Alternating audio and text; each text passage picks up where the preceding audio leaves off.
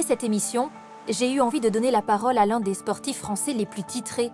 9 fois champion du monde de rallye, Sébastien Loeb est en ce moment même en compétition sur les routes du Paris-Dakar.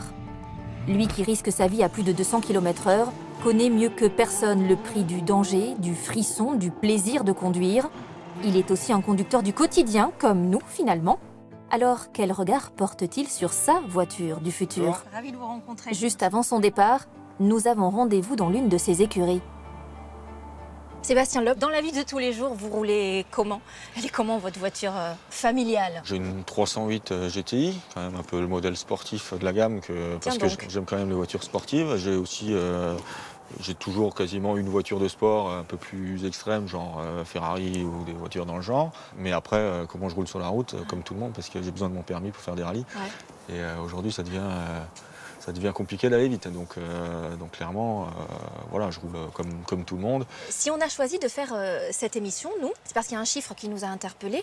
2 millions de voitures neuves vendues en 2016. C'était le rebond du secteur après des années de crise. Comment est-ce que vous les avez vécues, vous, ces années un peu moribondes où la voiture était devenue l'ennemi public numéro 1?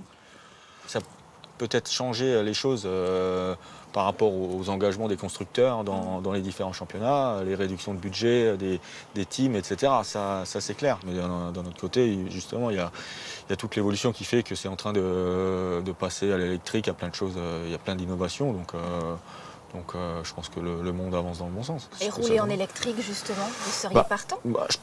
Après, forcément, moi j'aime bien les moteurs, j'aime bien tout ça, mais aujourd'hui, on sait qu'avec des voitures électriques, par exemple pour le rallycross dans lequel je cours, je sais qu'il y a des projets d'avenir de passer à l'électrique.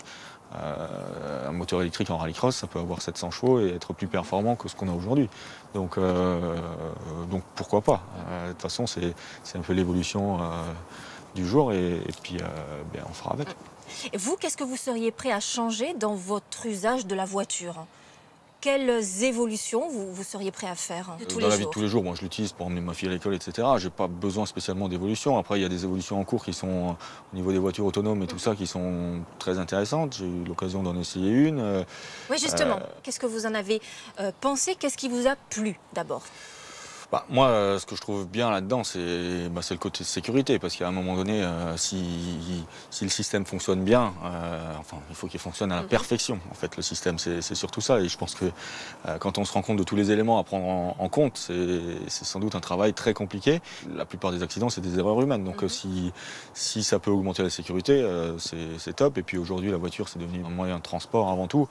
Donc je pense que c'est forcément la bonne direction. Après, moi, en tant que pilote, j'aime bien aussi le plaisir de conduire. C'est la fin de votre métier, ça, la voiture autonome, quand même. Un petit peu, mais comme dit aujourd'hui, les gens utilisent leur voiture. Quand on les voit utiliser leur voiture à Paris, je ne suis pas sûr qu'il y ait beaucoup de plaisir de conduire. C'est plus de prendre leur voiture pour aller au boulot. Donc après, il peut y avoir deux choses différentes. Il peut y avoir la voiture autonome qui permet de se déplacer en ville, etc. Et puis j'espère qu'il restera quand même le bon côté des belles voitures et du plaisir de conduire, c'est clair. Moi, j'aurais bien aimé vous voir quand vous l'avez testé, cette voiture autonome. Vous trépigniez pas sans pouvoir toucher ce volant? Voilà, j'étais content, je pouvais faire des SMS en conduisant. Vous avez réussi à lâcher la route, à ne plus la regarder, à faire confiance? À moitié. À moitié. Merci beaucoup. Voilà. Merci.